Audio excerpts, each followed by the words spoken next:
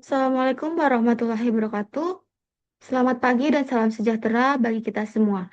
Yang saya hormati Bapak DR Christian Wiradendi Waller SE, MM selaku dosen pembimbing 1 dan Ibu Wida Aristanti SAP, MAP selaku dosen pembimbing 2, serta Bapak Ibu dosen penguji yang saya hormati.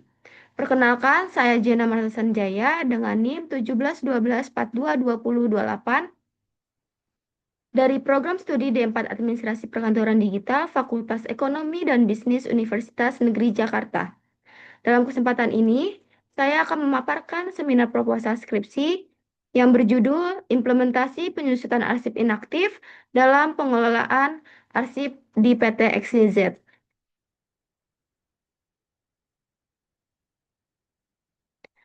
Lalu selanjutnya di bab 1 pendahuluan. Latar belakang penelitian. Arsip merupakan sumber informasi penting yang memiliki peran dalam menunjang kegiatan administrasi, pengambilan keputusan, serta sebagai alat bukti yang sah dalam suatu organisasi. Namun, di PT XYZ masih terjadi penumpukan arsip inaktif, belum adanya pemisahan antara arsip dan penyusutan arsip yang belum dilakukan secara rutin.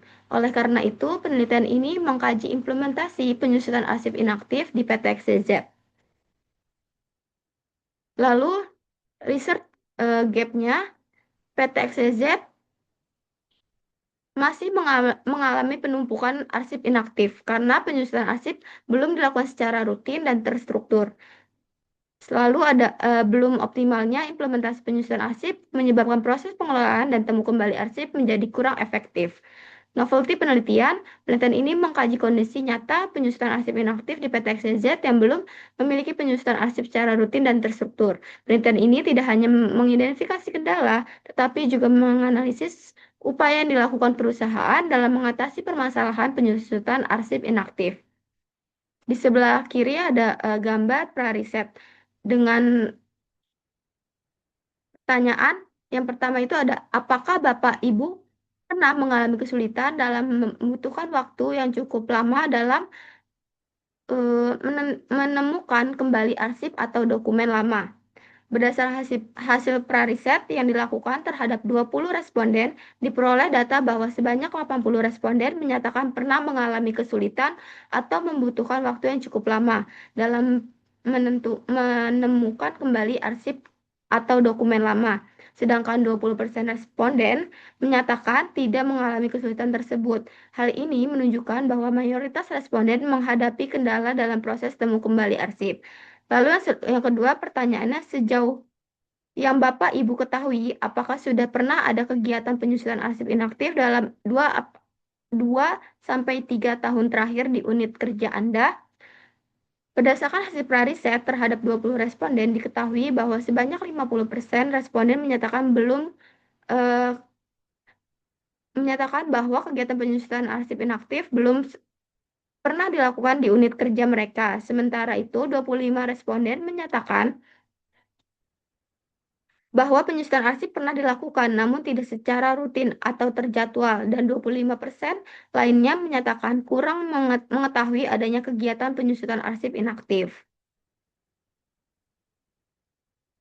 Selanjutnya itu ada rumusan masalah. Yang pertama, bagaimana implementasi penyusutan arsip inaktif dalam pengelolaan arsip di PT XYZ.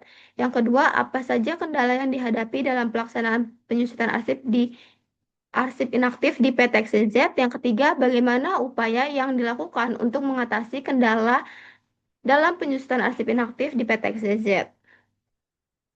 Lalu selanjutnya itu ada tujuan dan manfaat penelitian. Tujuan penelitian ada 3. Yang pertama, untuk mengetahui bagaimana implementasi penyusutan arsip inaktif dalam pengelolaan arsip di PT XYZ. Yang kedua, untuk mengetahui apa kendala yang dihadapi dalam pelaksanaan penyusutan arsip inaktif di PT XYZ. Yang ketiga, untuk mengetahui upaya yang dilakukan dalam mengatasi kendala penyusutan arsip inaktif di PT XYZ. Yang lalu ada manfaat penelitian. Yang pertama, bagi PT XYZ, sebagai masukan untuk meningkatkan pengelolaan dan penyusunan arsip inaktif agar lebih efektif dan terstruktur. Kedua, bagi Universitas Negeri Jakarta menambah referensi ilmiah di bidang administrasi perkantoran dan kearsipan. Ketiga, bagi peneliti menambah pengalaman dan pemahaman terkait implementasi penyusutan arsip inaktif. Selanjutnya itu ada di bab 2 ada kajian pustaka. Yang pertama ada konsep yang diteliti. Arsip merupakan rekaman kegiatan atau informasi dalam berbagai bentuk dan media yang dibuat maupun diterima oleh organisasi baik sebagai bukti pelaksanaan kegiatan dan sumber informasi menurut Sandi dan Sofyan 2026. Lalu ada jenis arsip menurut Undang-Undang Nomor 43 Tahun 2009, arsip terdiri dari 5 jenis, yaitu arsip dinamis, arsip yang masih digunakan dalam kegiatan organisasi, arsip aktif, arsip dengan frekuensi penggunaan tinggi dan digunakan secara rutin, arsip inaktif, arsip yang penggunaannya sudah menurun dan dipindahkan ke unit kearsipan. Arsip vital, arsip penting yang tidak dapat diganti apabila hilang atau rusak. Lalu ada arsip statis, arsip bernilai sejarah yang disimpan permanen. Selanjutnya, arsip inaktif adalah arsip yang tingkat penggunaannya sudah menurun dalam kegiatan operasional, tetapi masih memiliki nilai guna administrasi, hukum maupun historis sehingga tetap perlu dipelihara dengan baik. Purnomo dan Purnawati 2025. Lalu ada fungsi arsip pada dasarnya adalah sebagai sumber informasi sekaligus alat bukti yang dapat dimanfaatkan di kemudian hari. Menurut Gadis Tabina 2023. Selanjutnya itu ada pengelolaan arsip inaktif, merupakan kegiatan penataan, pengklasifikasian, penyimpanan, serta pemeliharaan arsip agar mudah ditemukan kembali dan tetap terjaga keamanannya menurut Permana dan Setiawan 2025.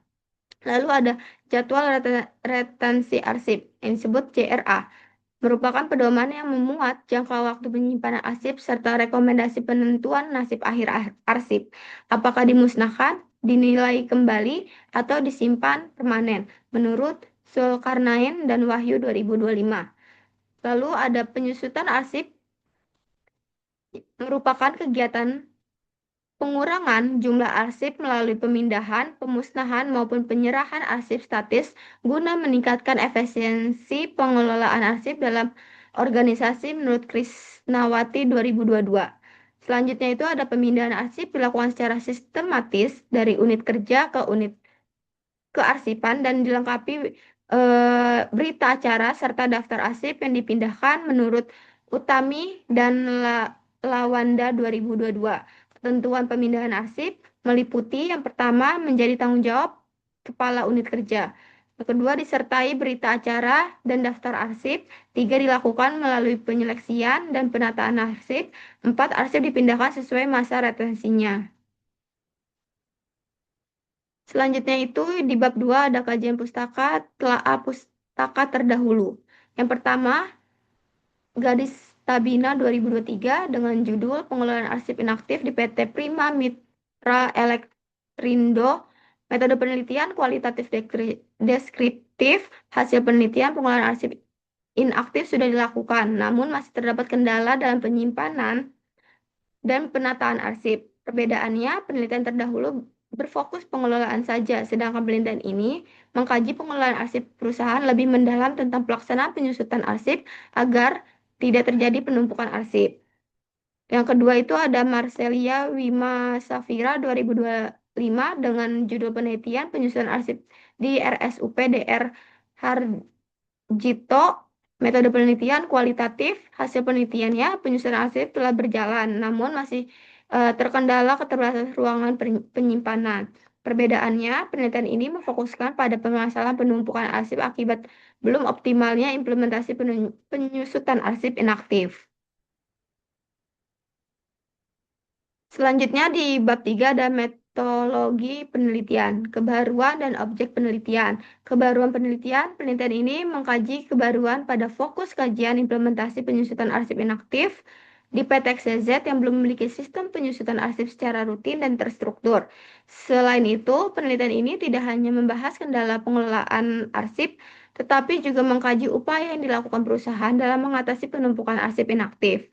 Objek penelitian yaitu implementasi penyusunan arsip inaktif dalam pengelolaan arsip di PT XYZ.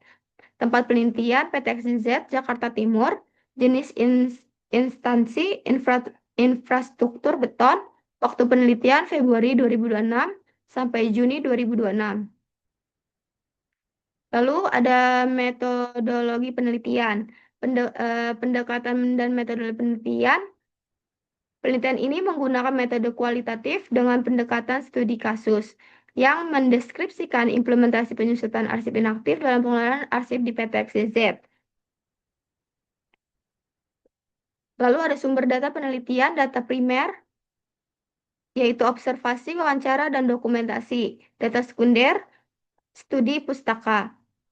Lalu ada teknik purpose sampling, terdiri dari 2 staf corporate sekretaris, 1 staf general affair, dan 1 staf human capital.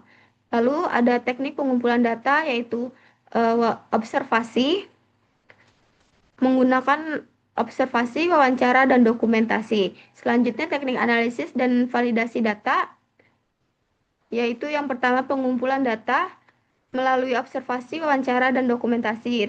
Yang kedua reduksi data, proses penyederhanaan dengan merangkum, memilah bagian yang relevan.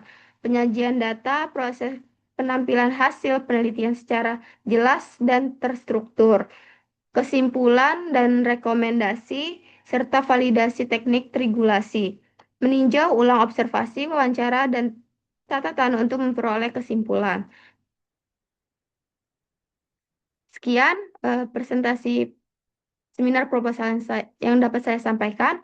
Kurang lebihnya mohon maaf. Wassalamualaikum warahmatullahi wabarakatuh.